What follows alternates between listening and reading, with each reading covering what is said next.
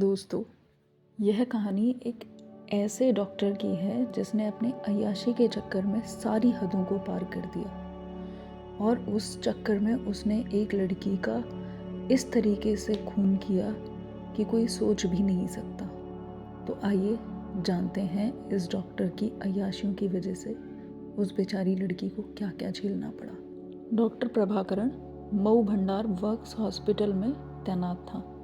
उनकी पत्नी डॉक्टर शांति भी उसी अस्पताल में थी। इस डॉक्टर दंपति को अस्पताल के प्रांगण में ही रहने के लिए बंगला मिला हुआ था। डॉक्टर प्रभाकरण शक्ल सूरत और व्यवहार से जितना असभ्य, बदमिजाज और क्रूर लगता था, डॉक्टर शांति अपने नाम के अनुरूप उतनी ही शांत स्वभाव की थी। डॉक्टर प्रभाकरण और डॉक्टर शांति के 2 बच्चे थे, एक बेटा और एक बेटी। दोनों बच्चे मोज़बानी कॉन्वेंट स्कूल में पढ़ते थे। डॉक्टर प्रभाकरण असभ्य और बदमिजाज ही नहीं बल्कि दिलफेक भी था। अस्पताल की किसी डॉक्टर अथवा नर्स के साथ उसका चक्कर चलता ही रहता था। कई बार तो उसकी प्रेम कहानियों के चर्चे अस्पताल के बाहर कॉलोनी तक पहुंच जाते थे। यही वजह थी कि डॉक्टर शांति को पति की इन गलत हरकतों की वजह से कॉलोनी के लोगों की चुभती नज़रों का सामना करना पड़ता था। कई बार तो क्लब वगैरह में मुंहफट अफसर कह भी देते थे, भाभी जी, डॉक्टर साहब को नकेल डाल कर रखिए। इतनी काबिल और खूबसूरत पत्नी के होते हुए भी पता नहीं किस किस नाले का पानी पीते रहते हैं। डॉक्टर शांति अपमान का घूंट पीने के अलावा कुछ नहीं कर पाती थी। अस्पताल की सभी लेडी डॉक्टर और नर्सें एक जैसी नहीं थीं। कई बार डॉक्टर प्रभाकरण को किसी लेडी डॉक्टर या नर्स के हाथों अपमानित भी होना पड़ता था। चीफ मेडिकल ऑफिसर डॉक्टर पुरु कायस्थ ने प्रभाकरण को कई बार समझाया भी था, लेकिन इसका उस पर कोई प्रभाव नहीं पड़ा। कड़वे मीठे अनुभवों के बीच जैसे तैसे जिंदगी गुजर रही थी। तभी डॉक्टर शांति के जीवन में तूफान बनकर आई हेमा। हेमा डॉक्टर प्रभाकरण की दूर के रिश्ते की बहन की बेटी थी और उसकी नियुक्ति बतौर nurse Tata main hospital Tata Nagar में हुई थी। पूर्व में हेमा डॉक्टर प्रभाकरण से शादी के सपने देखा करती थी। दोनों के रिश्ते की बात भी चली थी, लेकिन प्रभाकरण ने हेमा का रिश्ता ठुकरा कर डॉक्टर शांति से प्रेम विवाह कर लिया था। उस समय हेमा बहुत रोई थी। उसकी माँ और बहन ने भी खूब हंगामा किया। मऊ भंडार हॉस्पिटल से प्रतिदिन 2-3 मरीजों को एम्बुलेंस से 30-35 किलोमीटर दूर टाटा हॉस्पिटल टाटा नगर भेजा जाता था। इसकी वजह यह थी कि मऊ भंडार अस्पताल में पर्याप्त सुविधाएं नहीं थीं। गंभीर मरीजों को टाटा हॉस्पिटल भेजना पड़ता था। हेमा टाटा नगर स्थित टाटा हॉस्पिटल के हॉस्टल में रहती थी। शनिवार को वह अस्पताल की एम्बुलेंस से मऊ भंडार आ जाती थी और सोमवार सुबह एम्बुलेंस से ही टाटा नगर लौट जाती थी। मऊ भंडार में वह डॉक्टर प्रभाकरण के बंगले पर ही ठहरती थी। डॉक्टर प्रभाकरण रंगीन मिजाज आदमी था। डॉक्टर शांति की गैर मौजूदगी का लाभ उठाकर उसने हेमा से संबंध बना लिए थे। जब डॉक्टर शांति घर में नहीं होती थी तो प्रभाकरण और हेमा इसका जमकर लाभ उठाते थे।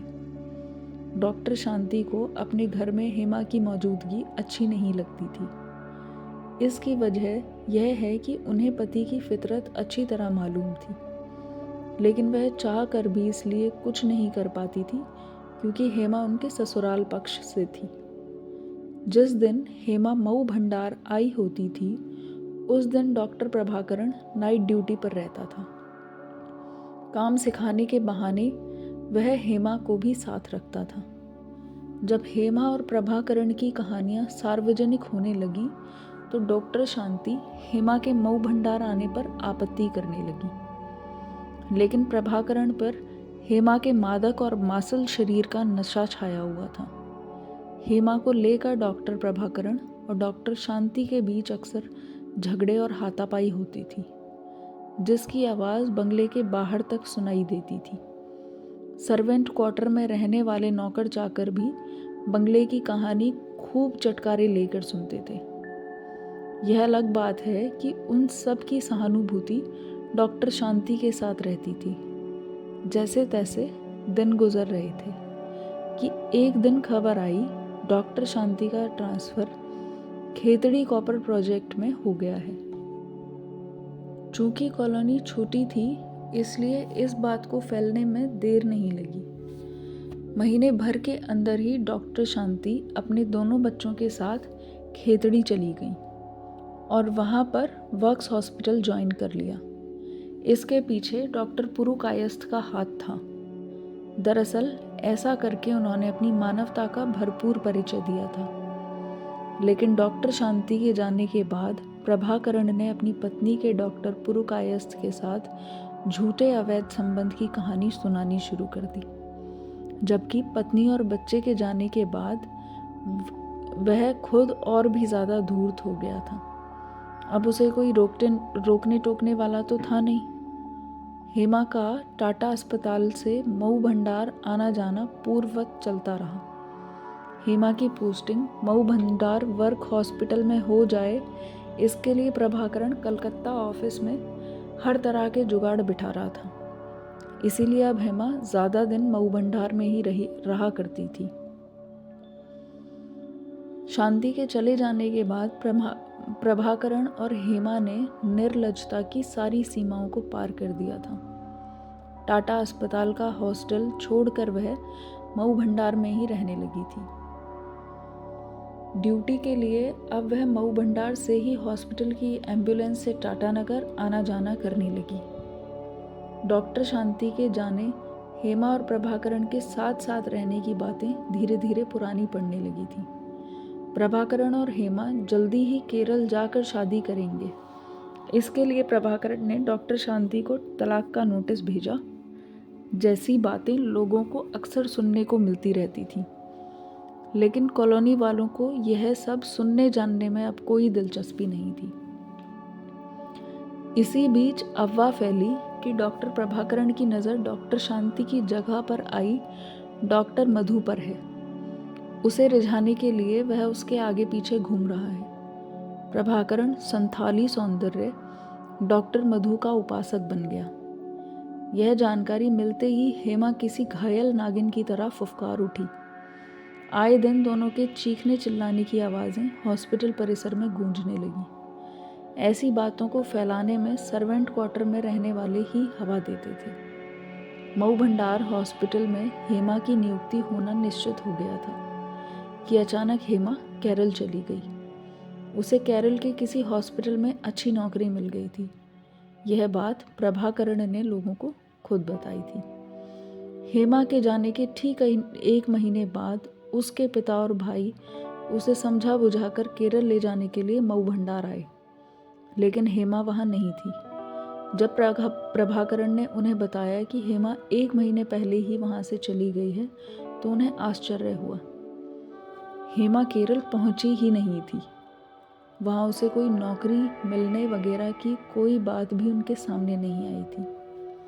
उसने केरल आने की खबर भी नहीं दी थी। सोचने वाली बात यह थी कि हेमा केरल नहीं गई तो कहाँ गई। अगर प्रभाकरण ने उसे केरल जाने वाली ट्रेन में बिठाया तो फिर वह रास्ते से गायब कैसे हो गई। जैसे कितने ही सवाल मुंह बाए खड़े थे। प्रभाकरण की झूठी सच्ची बातों ने उसे शक के घेरे में डाल दिया था। फिर भी उन दोनों ने 2 दिनों तक हॉस्पिटलों के डॉक्टर, नर्स से लेकर सारे कर्मचारियों से हेमा के बारे में पूछताछ की, लेकिन सबका एक ही जवाब था कि पिछले 1 महीने से उसे किसी ने नहीं देखा। हर ओर से निराश होकर वे दोनों टाटा मेन हॉस्पिटल जमशेदपुर भी गए, पर हेमा का कुछ पता नहीं लग सका। वे लोग दुखी और निराश होकर लौट तो गए, लेकिन 2 हफ्ते बाद ही केरल पुलिस हेमा के लापता होने के संदर्भ में पूछताछ करने के लिए मऊ भंडार आ पहुंचे। लेकिन डॉक्टर प्रभाकरण डॉक्टर नेहा के साथ दीर्घा बीच गया हुआ था। जब 2 दिन तक प्रभाकरण नहीं लौटा तो पुलिस टीम दीर्घा पहुंची और प्रभाकरण को ढूंढ निकाला। पूछताछ के दौरान वह एक ही बात दोहराता रहा कि हेमा को उसने केरल जाने वाली गाड़ी में चढ़ा दिया था। हेमा कहाँ गई उसे कुछ नहीं पता। निराश होकर पुलिस वापस तो लौट गई, लेकिन अभी प्रभाकरण की मुश्किलें कम नहीं हुई थीं। उस साल इतनी बारिश हुई थी कि स्वर्ण रेखा नदी का उफान बहुत ही उन्मादी और भयानक हो गया था। इतना भयानक कि नदी का पानी कॉपर फैक्ट्री के गेट तक आ पहुंचा। ऐसा लग रहा था कि पूरी कॉलोनी ही जलमग्न हो जाएगी। बहुत सारे बहे हुए मृत जानवरों की लाशें बहकर आ गई थीं और कॉलोनी में दुर्गंध पैदा कर रही थी। प्रभाकरण के घर से भी बदबू आ रही थी। इसी बीच केरल पुलिस सादे कपड़ों में फिर से मऊ भंडार आ पहुंची। उसने हॉस्पिटल में ही प्रभाकरण को जा घेरा। सबकी मौजूदगी में जब प्रभाकरण के बंगले को तलाशी के लिए खोला गया तो मारे दुर्गंध के लोगों को नाक पर रुमाल रखने पड़े। जिस कमरे से भयानक दुर्गंध आ रही थी उसमें टीन का एक बक्सा रखा हुआ था। पानी उस बक्से में से बहकर बाहर आंगन में आकर नाली में मिल रहा था। पुलिस ने जैसे ही बक्से को खोला, वहां खड़े लोगों की रूह कांप गई। बक्से में टुकड़ों में कटी हेमा की लाश नमक और एसिड में रखी हुई थी। थोड़ा हिलाते ही उसके चेहरे से मांस अलग अलग हो गया। उस भयानक दृश्य को देखने के लिए हजारों की भीड़ एकत्र हो गई। सारे सबूतों के साथ पुलिस प्रभाकरण को लेकर जमशेदपुर के टाटा पुलिस स्टेशन गई, जहां उसने अपना गुनाह कबूल कर लिया। उसने जो बताया वह क्रूरता की पराकाष्ठा तो थी ही, साथ ही मऊ भंडार वर्क्स हॉस्पिटल के मैनेजमेंट की लापरवाही का भी शर्मनाक नमूना था।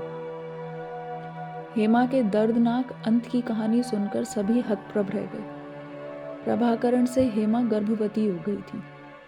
वह प्रभाकरण पर जल्द से जल्द शादी कर लेने के लिए प्रभाकरण पर दबाव डाल रही थी, जबकि उसकी बातों पर गौर करने के बजाय प्रभाकरण डॉक्टर नेहा के साथ रंगरलियां मना रहा था।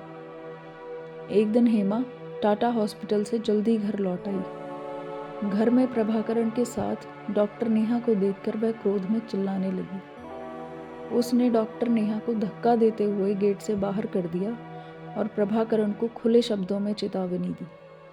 मुझे शांति मत समझना, जो तुम्हारी रंगरलियों की वजह से बुज़दिल की तरह मुंह छिपाकर कहीं चली जाऊंगी।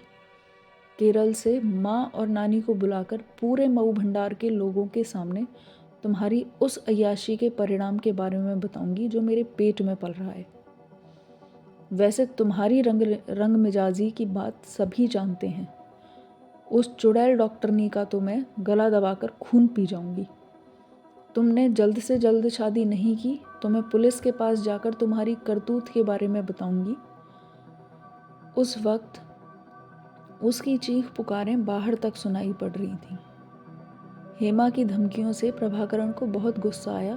फिर भी उसने सॉरी कहते हुए हेमा से क्षमा मांग ली और जल्दी ही शादी करने की बात कहकर उसे आश्वस्त कर दिया। इस घटना के 2 हफ्ते बाद ही एक रात उसने हेमा को कोल्ड ड्रिंक में नींद की दवा डालकर पिला दी और उसी रात उसने गला दबाकर उसकी हत्या कर दी। प्रभाकरण के अमानवीय कृत्य का अंत यहीं तक नहीं हुआ। उसने ऑपरेशन थिएटर से तेज धार वाले औजार लाकर हेमा की लाश के टुकड़े किए और फिर एक बड़े बक्से में रखकर नमक और एसिड डाल दिया। इस काम में डॉक्टर नेहा ने उसका साथ दिया। प्रभाकरण अगर चाहता तो हेमा की लाश के टुकड़ों को एक एक करके बड़ी आसानी से फैक्ट्री गेट तक उफनती स्वर्ण रेखा नदी के पानी में फेंक सकता था, जो उसके बंगले से 100 कदम दूरी पर ही था। लेकिन घर में इतने दुस्साहसी काम को अंजाम देने वाले प्रभाकरण ऐसा करने की हिम्मत नहीं जुटा सका। पहाड़ी नदी की उफनती धारा ने हाथियों तक को बहा दिया था। कहते हैं कि गुनाह सिर चढ़कर बोलता है। शायद इसी डर से प्रभाकरण ऐसा नहीं कर सका, या फिर उचित समय का इंतज़ार करता रहा, जो कभी आया ही नहीं। अपने बंगले में वह यदा कदा ही जाता था। ज़्यादा समय वह हॉस्पिटल में ही गुजारता था। वहाँ की कैंटीन में ही खाता पीता प्रभाकरण के बंगले की नाली से बदबूदार पानी निकलने पर भी कोई सोच नहीं सका कि घर के अंदर लाश के टुकड़े सड़ रहे हैं, क्योंकि ऐसी किसी को उम्मीद नहीं थी। पुलिस ने हेमा के पिता और भाई को टाटानगर बुलवाया और पूरी घटना से अवगत कराते हुए उन्हें हेमा की लाश के टुकड़े सौंप दिए। रोते बिलखते हुए उन्होंने अपने केरल समाज के अनुसार हेमा की अंत्येष्टि टाटानगर में ही कर दी। हेमा को रिश्तों में बेवफाई की कीमत अपनी जान देकर चुकानी पड़ी। सच ही कहते हैं, स्त्रियां ही स्त्रियों की दुश्मन होती हैं। शांति एवं उसके बच्चों का अधिकार छीनने की कीमत हेमा को अपनी जान देकर चुकानी पड़ी। जहां मर्द की अय्याशी ढकी छिपी रह जाती हैं, वहीं स्त्री की कोख उसके गुनाह से सारे पर्दे उठा देती है। यही सबसे बड़ा अंतर है स्त्री पुरुष के दुष्कर्म करने में। पुलिस कस्टडी में प्रभाकरण को केरल ले जाया गया। वहां उसे उम्र कैद की सज़ा सुनाई गई और डॉक्टर नेहा को डॉक्टर पुरुकायस और हॉस्पिटल मैनेजमेंट ने किसी तरह पैरवी करके बचा लिया था।